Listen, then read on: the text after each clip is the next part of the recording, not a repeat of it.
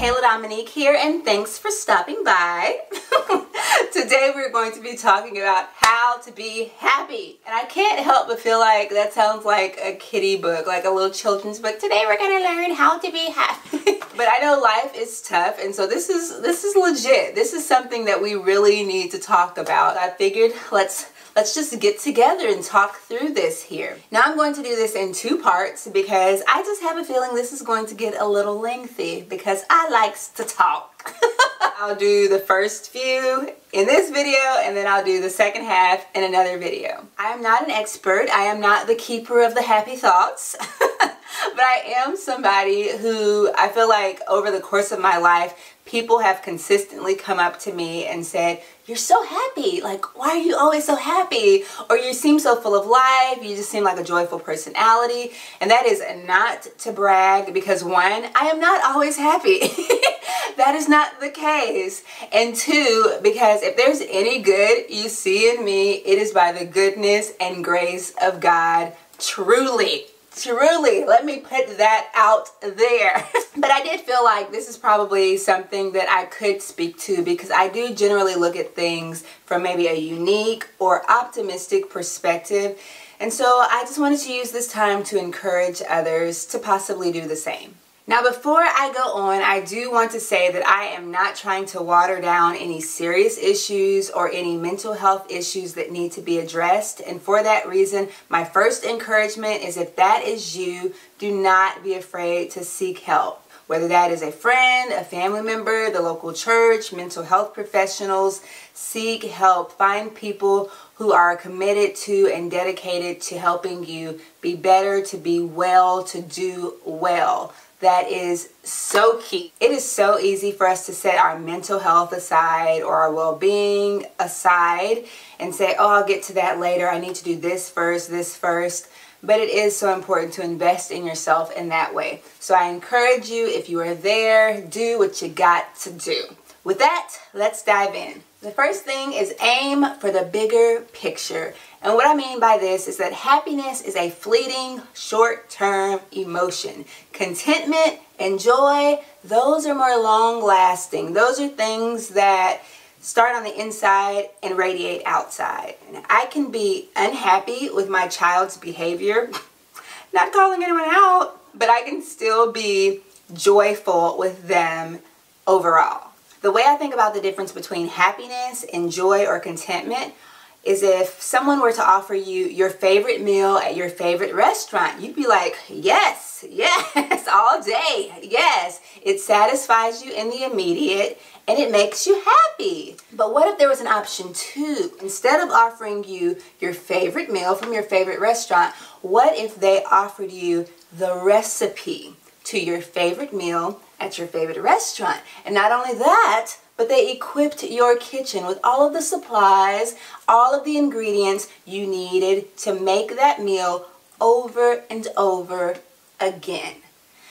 Now, I don't know about you, but I am going to take the second option all day, every day. Because the second option not only offers me that satisfaction, but it offers me the knowledge and the know-how to repeat it over and over again. It's not this short term, "Oh yeah, I'm satisfied in the present." It is the formula to do it and repeat it over and over again. To me, that is the difference between happiness and joy. Now, I'm not saying we shouldn't be happy in the short term. There are many opportunities in which you will receive something or even you will give something that makes you happy. But what I am saying is that it is so important to pursue long-term joy. And to be completely honest, don't shoot the messenger, but you may have to put off some short-term happiness for the sake of this pillar, which is long-term joy. The second thing we're going to talk about is eliminating the option of anything else. Now, I love marriage stuff. If there is a conference, if there is a book, if there's a podcast on marriage, my husband will be the first to tell you. I'm like, yes, I'll sign up. Yes, send that to me. Yes, I'm listening to that. I love stuff on marriage. I just love soaking it in, taking it all in. Yes. One of the things I have heard time and time again from couples being interviewed on the secrets to a long and lasting marriage is this. They have eliminated anything else as an option. There is no other option but, hey, we are in this and we are going to be happy and we are going to make this work. Now, I am not here to judge your situation, your marriage. That's not what we're doing here. What I am saying is, in the context of happiness, I have learned that this same theory, this same method of thinking applies. If you've ever heard the expression, aim at nothing and you'll hit it every time, yeah. Or I'll add to that, if you aim at anything other than contentment, you will hit it every time. This world, the physical world and the spiritual world, will happily steal all the joy from you. It will zap the life right out of you without you even knowing it. So I feel like you have to be super intentional about saying, you know what? No, we're not doing that. When you see this fear, when you see this sadness creeping in, you have to be very aware. You have to be very intentional about saying, you know, thank you, but I've got it from here, sir. Because otherwise, it is so easy for it to creep in and you'll look up and you'll be like, how did this darkness settle in over me without me knowing? The next thing is to try quality over quantity. We live in a culture where we are consumers. The more the merrier, the bigger the better, the more the superior. That's just how we roll around these parts. In my few short years here on earth, I have learned that more can be exhausting. More can give you anxiety. Somebody is feeling me out here. What I do believe is that more can, not always, but it can breed discontentment. That constant need to have more, that constant feeling of, okay, I have this, now I need something else, it can leave you feeling like you will never hit the mark. I can't help but feel like we live in a world where the words simple and enough are like scary terms. Like, oh, if you just have enough, then that's not enough.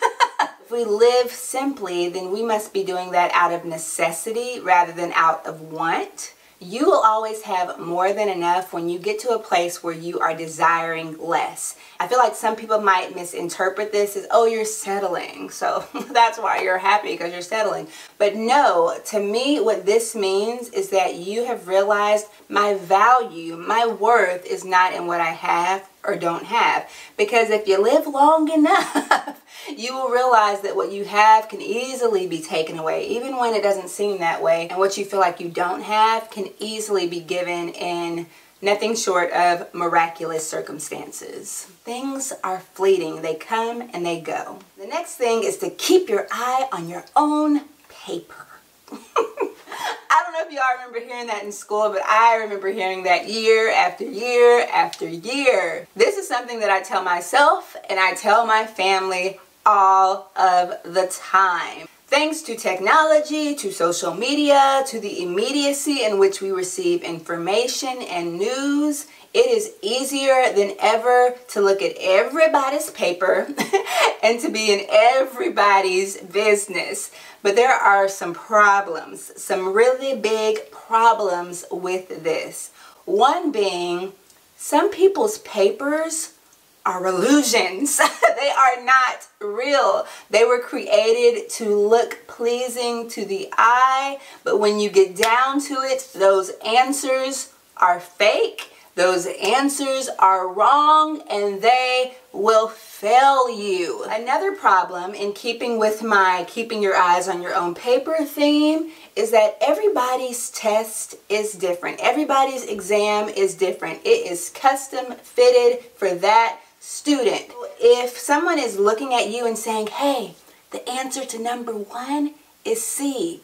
Maybe that's true for their paper, maybe for their test, answer number 1 is C. But maybe on your test, answer number 1 is A. You were created uniquely. You have your own journey. What works for somebody else may not work for you. Or if it works for you, it may not work as well for you because it was created for them and not for you.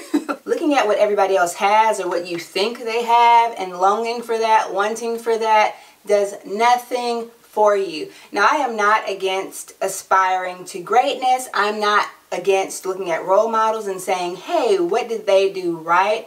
That's all good. But when it comes down to it, when we think about the test, when we think about the exam, when we think about writing our own papers and our own stories, you have to be able to answer that for yourself. Nobody else around you, no matter how awesome they seem, no matter how awesome they are, nobody else can take that journey that is yours for you. You will find the greatest contentment in letting your story be told in the manner in which it was intended, rather than taking somebody else's work, somebody else's story, and trying to make it fit with your life.